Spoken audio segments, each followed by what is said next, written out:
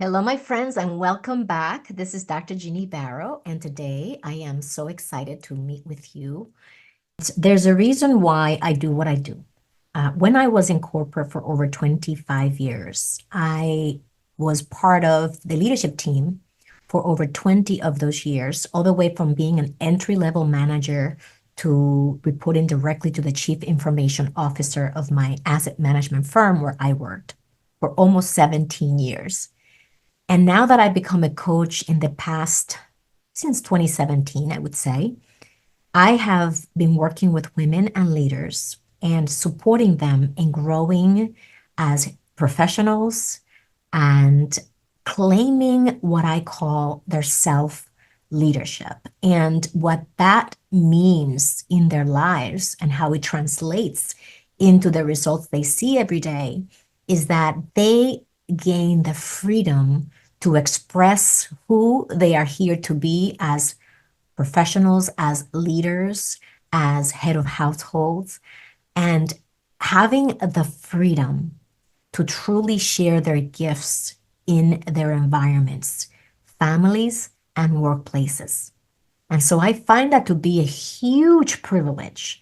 And what supports me in doing this type of work is my vision for the impact that I want to have and the lives that I want to be a catalyst to change.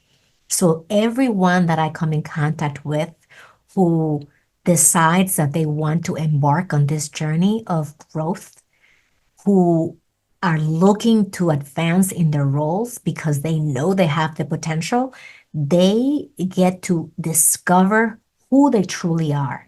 They get to remove the obstacles that we create in our lives that prevents us from doing that. I just finished an amazing session with one of my dear clients. She was part of our mastermind, and she spent 6 months diving deep into who she is, peeling her own onion and discovering the limiting beliefs, the things that stop us from showing up fully to our roles and that prevent us from believing in our abilities and having the confidence to claim that value that we have, to call it out, and then to bring it out to everyone so they can benefit from our gifts, from our unique value proposition. And in the meantime, we get to benefit because we are living what we know we have the potential to be. And because we're doing that, we get rewarded financially, emotionally, and spiritually. So if you're feeling like you are too old, maybe you're not doing enough, maybe you are finding it that it's hard to do life and adulting, and you may be going through the motions and not really feeling connected to the work you're doing right now or how you're showing up, I want you to know that you are not alone. This is a malady that so many of us are facing ongoing. And I'm here to share with you that just like this session that I had with my client, there is a solution. And the solution is very simple when you allow yourself to go there. So, what does it look like to go there? It means being vulnerable enough to acknowledge that you are there and to say, yes, Jenny, I feel like this sometimes.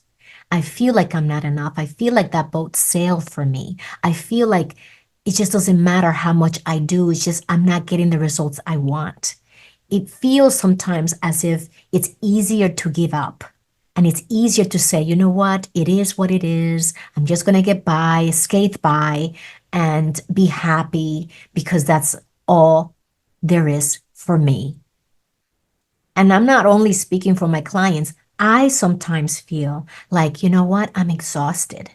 I had enough. I'm throwing in the towel and I'm just going to retire and go off into the sunset peacefully. And that's a part of me that sometimes feel this way.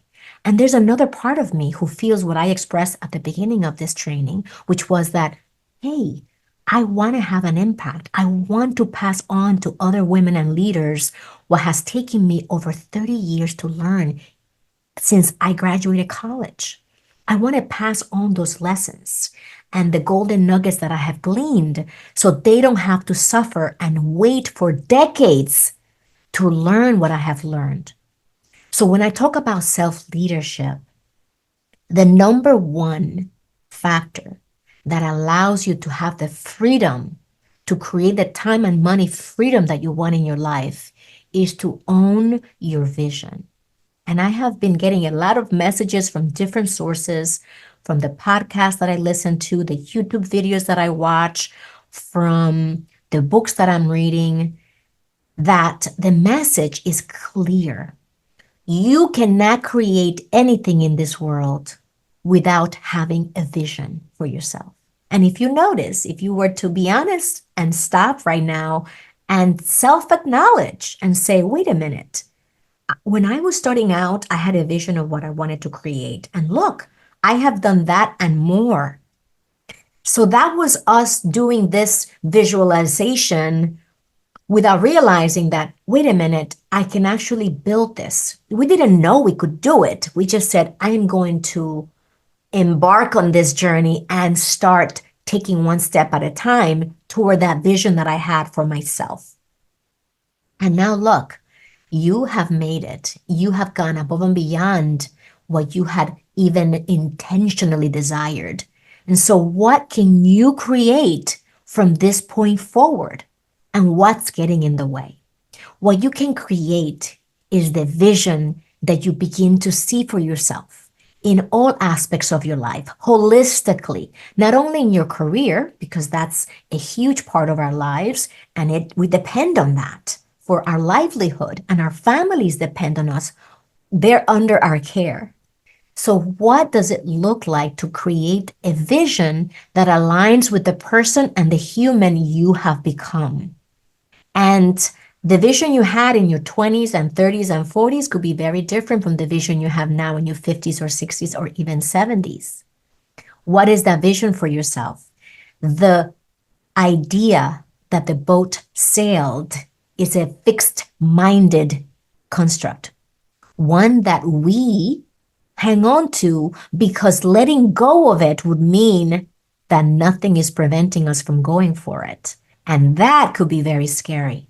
So if you find yourself in the space of holding on to old constructs and frameworks because they have kept you safe and have kept you in the known versus the unknown, I want to invite you to embrace the unknown with excitement and curiosity versus thinking of the unknown as something to be feared and to be scared of because it's uncertain.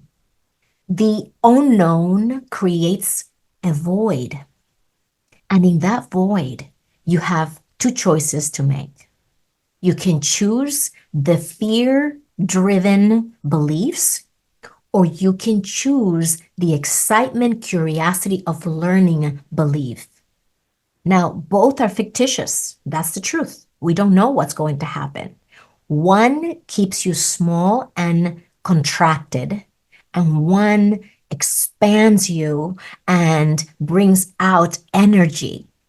The one that feels most energizing to you, choose that one, because the other one's always there for the taking when you change your mind. This concept of creating and living your vision can seem daunting if you think about how am I going to create that? And here's the key to getting past that hurdle.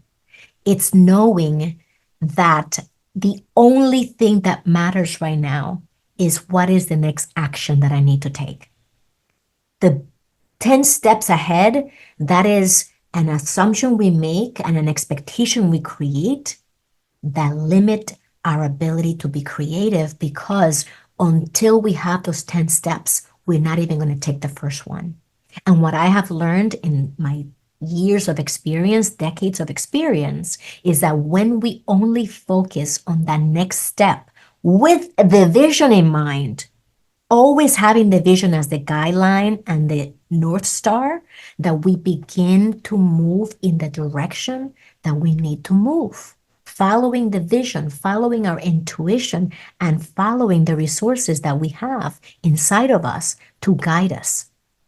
And we begin to see things come into our life, ideas, people, news, knowledge that influence the vision and impact us in taking the next step. So let go of I need to know the entire staircase before you take that first step. Take that first step, and that will lead you to the next step. That's how we take our vision, we embrace it, and we begin to make it a reality.